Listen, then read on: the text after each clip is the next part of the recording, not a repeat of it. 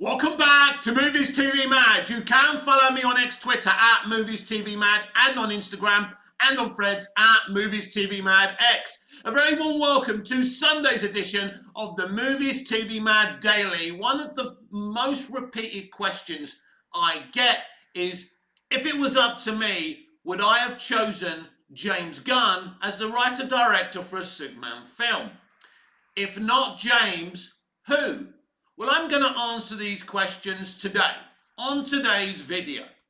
So would I, out of all the directors available in Hollywood today, would I have chosen James Gunn as the writer-director of a Superman movie? As I've stated many, many times, his CV speaks for itself. I've enjoyed his comic book movies. But to answer that question very honestly and genuinely, without any hate, without any agenda to it, no. If I had the choice, James Gunn wouldn't be my choice to write and direct a Superman movie. I think James is totally wrong to write and direct a Superman movie. Now, I'll take the L right now, just over a year before we actually see his Superman movie. Maybe James Gunn is exactly what Superman needs. The way he makes movies, superhero movies especially, is different. And maybe different is exactly what we need. Maybe James Gunn is exactly what Superman needs. Without seeing that film and knowing what it is, I don't know. But if I had a decision to make, James Gunn would be the last writer-director that I would implement to make a Superman movie. I've never really, watching all his interviews, all his posts on social media, I never really felt that he ever wanted to make a Superman movie, that he was a huge fan of Superman. Maybe I'm wrong. He certainly tried to convince the world that he loves Superman. He clearly has knowledge of Superman, understands what the character is, but he wouldn't have been my choice to write and direct a Superman movie. There's a lot of writer-directors out there that I think are more qualified to make a great Superman movie. But they are aware, as I am, that, and as I've said many, many times, Superman can be, career death for many people who turn Superman. I've said this before in the past, that, the two directors that have made a Superman movies to this point, Zack Snyder and Bryan Singer, their careers haven't exactly uplifted by touching Superman. Superman is a hard character to make relatable. It's very, very interesting that Smallville actually was very, very successful in telling pre-Superman stories. But Alfred Gough and Miles Miller, were very clever in what they did. They made Superman Peter Parker. They made Lex Luthor, and Lionel Luthor, Harry and Norman Osborn. They did. That's what they did. And that made the character of Superman, of Clark Kent, more relatable. They gave him in the early seasons more real problems. The problems that a teenager could have, and that was more relatable to the audience. I'm re-watching Smallville right now, and I'm in season 6, and they've introduced Green Arrow. And it was so cleverly done. Smallville earned the right to become a superhero show, a superhero story. I wouldn't call it a superhero show at the beginning, but he is Clark Kent. He does have superpowers. He does save people, but he also has very down-to-earth problems. And I think that's why Superman, is more relatable. Clark Kent is more relatable in Smallville. They were able to crack the code. No one's really been able to crack the code in film since Dick Donner. That's the truth of the situation. So it's a very, very hard character to make relatable in this Gen Z TikTok generation. There's no fooling this audience. You know, Gen Z don't go to the cinema. That's the truth. Gen Z don't watch TV. They watch certain streaming shows, but really Gen Z are starting to move away from streaming as well now. There's a lack of interest in what's being made in entertainment. And what's interesting is that New Hollywood constantly are trying to make entertainment, using the words entertainment loosely, for Gen Z. But they're not coming to the party. They're not showing any interest in coming to the party. But I think if I was the person looking to appoint a writer-director to make a Superman film, as I say, it wouldn't be James Gunn. I would be looking at some high-profile directors like Peter Jackson, Robert Zemeckis, who has already turned down making Superman many, many years ago. He came out and actually said that publicly, he stated it. But Steven Spielberg, I'd even try and pry someone like George Lucas out of retirement. I mean, I'm just saying that there's so many great high-profile directors that can give Superman what he needs. There's lots of talented directors out there who have pitched Superman and had their pitches turned down. And James Gunn is writing, and he has written, and he is directing a Superman film right now. There's nothing I can do about that, so all I can do is be as supportive as I can and hope what he gives me as a Superman fan is what I want. Or maybe something that I didn't want, something that I didn't expect that ends up being very, very good. But he certainly wouldn't be my choice. Already this week we've heard from Nathan Fillion, who's playing Guy Gardner, talking about how his character is utterly flawed. He's a don't give a fuck character. And that's what he is in the comics as well. Then you ask the question, James Gunn is putting all these metahumans, these, DC characters, by Superman's side. Is a first Superman movie the right place for Guy Gardner, Hawk Girl, etc.? Well, I suppose we'll find out if James Gunn really knows his stuff, if this is the right way. And I've said in previous videos that James Gunn already is doing what James Gunn does, which is bringing a bunch of underdogs in that are flawed heroes, flawed characters, underdogs. And the idea is, for Superman to inspire them to be less cynical. But is that a story about Superman, or is it a story about these characters? I think he's using these cynical characters to say that we're in a cynical world. These cynical characters, these metahumans, these iconic DC characters, Hawk Girl, Guy Gardner, etc., are probably not going to look up to Superman at the beginning. And he kind of has to prove himself to them. I think this is the kind of way James is going with this. So it's interesting because, there is this question of Superman's relatability. He's relatable to us, the people who understand him and love him. But we're not enough. We're not going to be enough to make this film, relatable and successful. And, and I think that's the situation here. But he wouldn't be my choice. There's no question about that. I've made that very clear. But Zack Snyder wouldn't have been my choice when they appointed him maybe in 2011, 2012, or whenever he started making Man of Steel, which was obviously released in 2013. I wouldn't have chosen Snyder for the very reasons, of the problems that WB had with Snyder. I love Man of Steel. I love BVS. I love the Snyder Cut. I enjoyed the first Rebel Moon. I didn't enjoy the second Rebel Moon. I thought it was full of padding just to get us to the final battle. That's my truth. But I also have spoken about, this is not a video about Rebel Moon, but I'll qualify my opinions on the Rebel Moon sequence, saying both those films were originally, based 4 to 6 hour movies that had to be slimlined. It's very difficult, virtually impossible to slimline movies.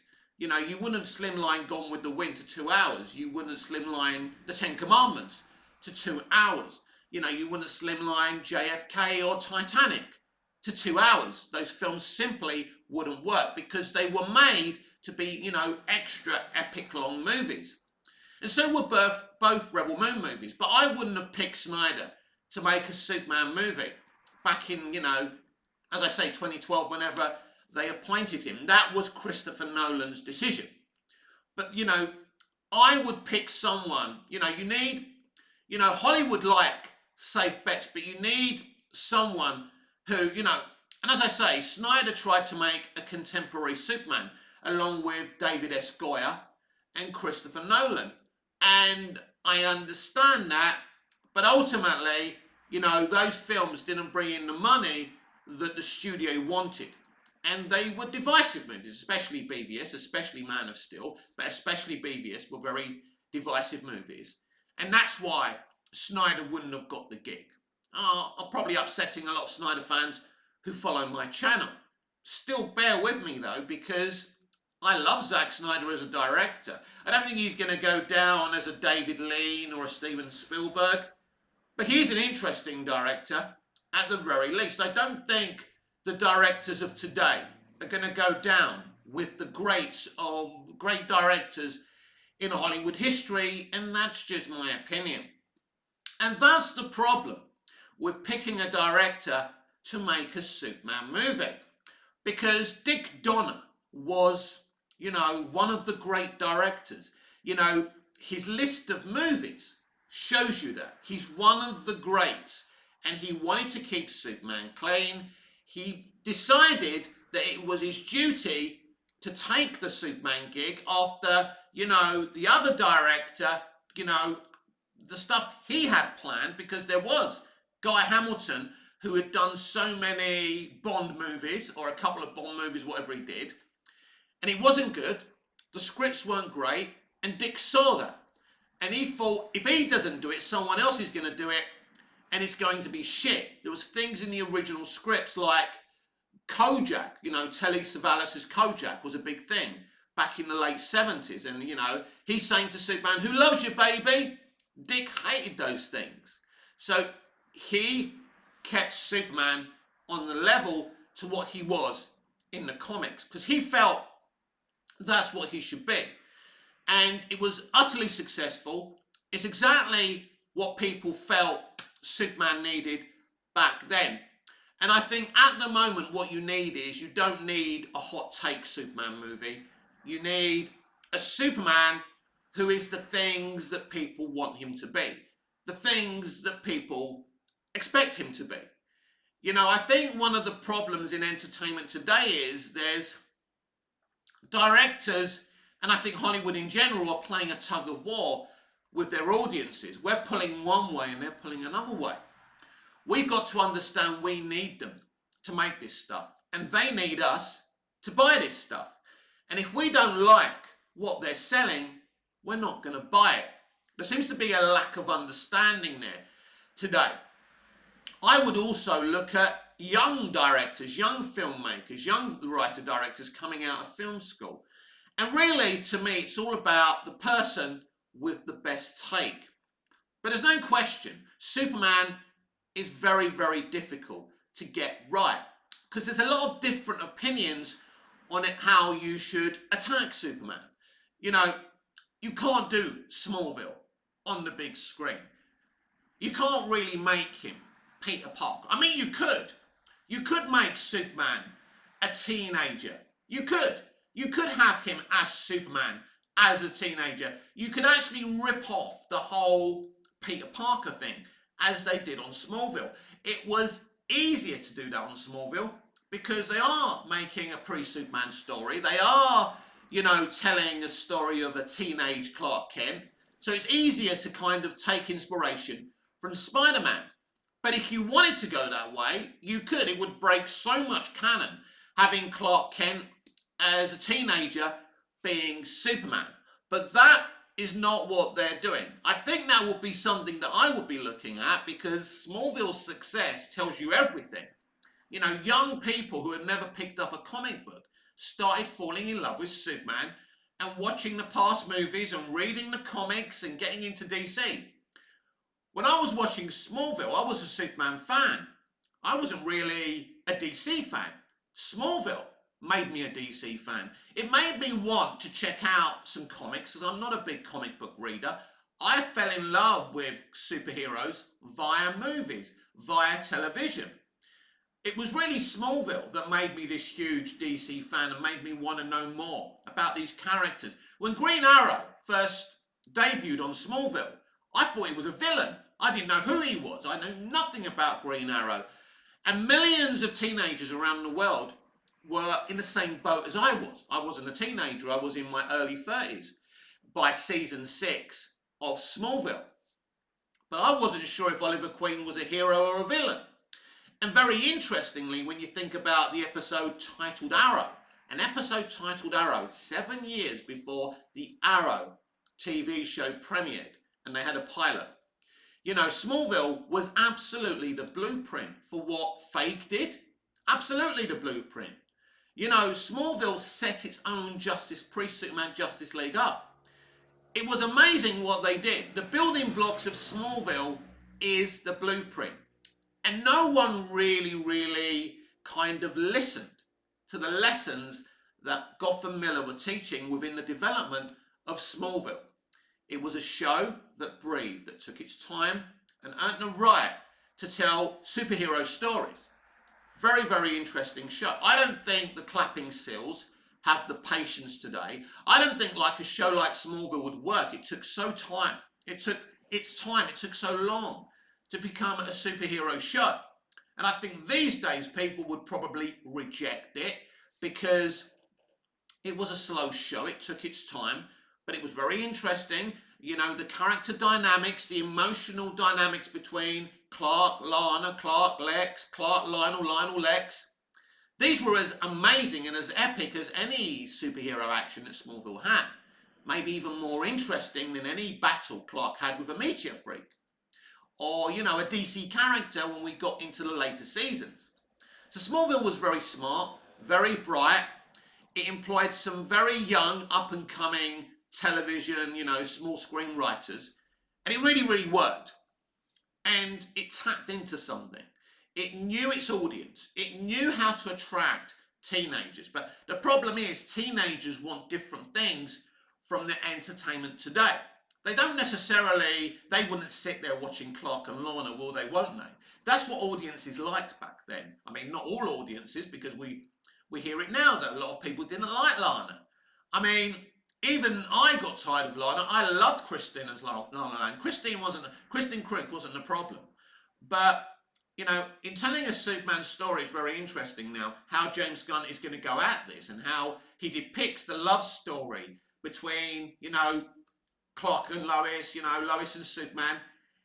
It's not like James Gunn has got a great history of telling romantic stories. He ended up, you know, basically splitting up, Chris Pratt's character in Guardians of the Galaxy and Gamora.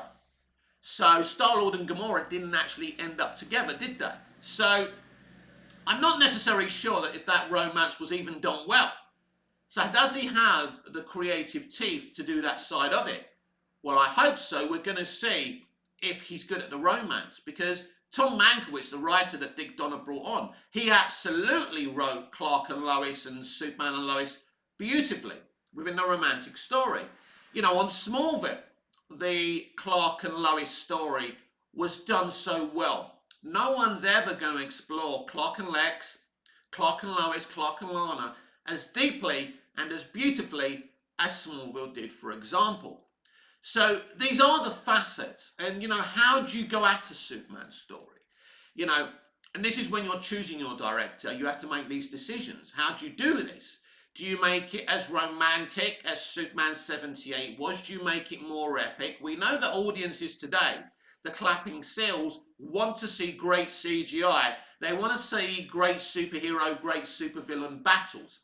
Maybe they're not as interested in the character stories as audiences were when we were younger, even in the early noughties. So it's interesting how he goes at this. And because Superman fans are very difficult to please. Superman Returns was called too boring, not enough action. Man of Steel was accused of having too much destruction, too much action. You know, Kate Bosworth, you know, they claimed that the wig, you know, made her forehead present and she was too young. Then they said Amy Adams was too old to play Lois Lane, and the age difference, you know, between her and Henry, which was pathetic, right? These were pathetic complaints. But Superman fans are very hard to please. And then you've got to please a general audience as well. So it's a very, very difficult thing to get right. And, you know, Donna did it in the cynical 70s, you know, coming off of Nixon and the Vietnam War. People wanted to see a cleaner America. And they did. In the movie screen, you know, through Star Wars, through Superman 78 and things like that, they saw a cleaner version of America, if you like. Even though it wasn't a true depiction of the country, it was a more romantic, you know, a more, proud, you know, and that it was about national pride and all of that, because national pride had taken a hit because of Vietnam, because of Nixon and things like that. So it was a very, very different time. And the, you know, directors like Lucas and Spielberg and Donner were able to bring, you know, national pride back through movies. It's very, very difficult now to make a good movie because New Hollywood are not necessarily motivated in making new movies. It's about their ideologies. It's about triggering the audience. It's about, you know, waving the red rag and screaming Toro on social media. And it's very, very difficult. Everyone is tired. We're tired of Hollywood. Hollywood are tired of us. It's very hard to please us. And they're not pleasing us because of what's going on. So it will be interesting if James Gunn can pull this off. I think there's going to be lots of traditional elements. Superman will be Superman. Lois will be Lois. But it's all, at the end of the day, it's about whether he gets who Superman is. It's whether he gets what the audience want. So I would never have picked James Gunn. There's no question about that. Again, with no kind of this is not me being nasty. I don't think he's the right director to make Superman. I'd love him to prove me wrong. You know, you can clip this and I'm happy to take the L's. I'm happy to say I was wrong. I love this movie. I've gone to the cinema to watch this 10 times. It's brilliant. Thank you, James Gunn. I apologize. I was wrong. I'm happy to do that. But he wouldn't have been he doesn't have the kind of qualities I believe you need to make a Superman movie. You can't remake Superman 78 because we're in different times. People have different expectations. You look at movies today, they're not making even the money they were making, you know, in the early to mid 2000s and noughties. And it's very hard to make a hit. You look at the comic book movies, the MCU struggling. I mean, it's struggling because it's not as good as it once was. The Hollywood ideology has crept in and it's gaslit the audience. We know that. So it's a very difficult time, and Hollywood don't help themselves because they're not focusing on making great entertainment. It's not what they want to do. And that's a problem now. And so entertainment has lost its peak. It's struggling to make money. Is James Gunn a director looking to make a great film, or is he looking to forward his ideology? I think a little bit of both. So, you know, we already know what Guy Gardner will be in this movie. He will be a bit of a jerk. He'll be a bit of a Gene Hunt. And I'm sure as we get to the end of the movie, he will look at Superman and Superman will become an inspiration to him. And I think that's the idea, that these flawed metahumans and DC characters we get in this film will be inspired by Superman. And I think that's an interesting way of doing it. I think it's probably the right way to do it. But it's also James Gunn doing what he's always done, which is having an element of flawed characters in a Superman movie. Is this a Superman story? Is this a Guy Gardner story? I can't tell you that. I don't want it to be a Guy Gardner story. I certainly think it's not. It shouldn't be off the table to have other DC characters in a Superman movie. I get that. But we've just been talking about Smallville. Smallville wasn't throwing in DC characters in its early days. As I said, it earned the right to become a superhero show. A show about superheroes. A fledgling Justice League show. That's what Smallville became in the end. But it earned the right. While a movie doesn't have much time to earn the right to become a superhero movie. It becomes a superhero movie from the very beginning. Now, Superman 78 did earn the right to become a superhero movie. You know, we see what happens on Krypton, we see Smallville, then he becomes Superman and, you know, embraces his mantle of a superhero. This movie isn't an origin story, but we saw on social media a couple of days ago, they do seem to be looking for a very young child actor to be playing a very, very young Clark Kent. Or is it a young Clark Kent, or is it a Connor Kent? Again, we'll have to wait to find out. Am I right? Comment down below. Am I right to say that James Gunn wouldn't have been my choice? I think, you know, a lot of people would say, you know, in geek culture today, James Gunn's perfect, you know, he's made the bestest superhero movies ever, you know how people do today, and they'll say that I'm wrong. But my gut feeling says that he's not the right guy to do this. Again, happy to take the L's. So we'll see. I just think there's other directors, better directors in Hollywood that have a better kind of idea of what Superman is. I think one of the problems today is CGI itself. There's this lazy attitude about CGI today, and they use it so much. For example, you know, back in the day, you had matte paintings. You had, you know, they built, you know, for example, they built sets. You know, a lot of it now is green screens. You don't get many sets being built by production designers anymore. I mean, they even use CGI to do houses in the background. This is how lazy it's become and inert. You know, so that's one of the problems in making a great superhero movie today.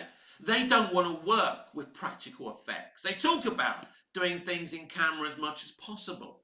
But in the end, you know, I mean, personally, I'd like to shoot a movie. I'd like to buy an old Technicolor camera and shoot a movie and let the story be the highlight, not the high-res camera. That's what I'd like to do. And fans and movie fans and film boxers and movie Twitter are obsessed with how a movie looks, about the cinematography rather than the story. That's something else that these high-res cameras have taken away, putting the story first rather than what it looks like. That's part of the problem as well in telling a good superhero movie, because everyone is talking about how it looks rather than the heart of the story. Everyone loved how Superman flew in Superman 78 and the groundbreaking visual effects. But ultimately, the thing that everyone was talking about was the heart of the movie. Christopher Reeve is the perfect Superman. Margot Kidder is the perfect Lois Lane. It worked. It had a heart. It had a soul. Movies have lost soul today. And a great Superman movie needs a heart, needs a soul, because that's what Superman's all about. It's his soul, it's his heart, it's his motivation to do good when everyone else is so world weary, so cynical, but he never is. That's why a lot of us love Superman above other characters. People will say, well, Batman's a better character because he's flawed. But that's the point. It's not, look, Superman can be flawed. He can make mistakes. That's fine. But he has this purity. It's not about being flawless. It's about a point of view. That's what I loved about Oliver Queen being in Smallville. It's the different points of view. You know, Superman's, Clark's got one way of doing things, and Oliver Queen doesn't mind breaking a few laws, a bit like Batman. So there's clashes there. And that's interesting. So I don't believe that Superman is flawless, but he is a very difficult character to get right. And I think there were directors out there in Hollywood that would have gone at it differently than James Gunn. He's been put on a pedestal by many, many fans out there. Let's see if they're right and I'm wrong.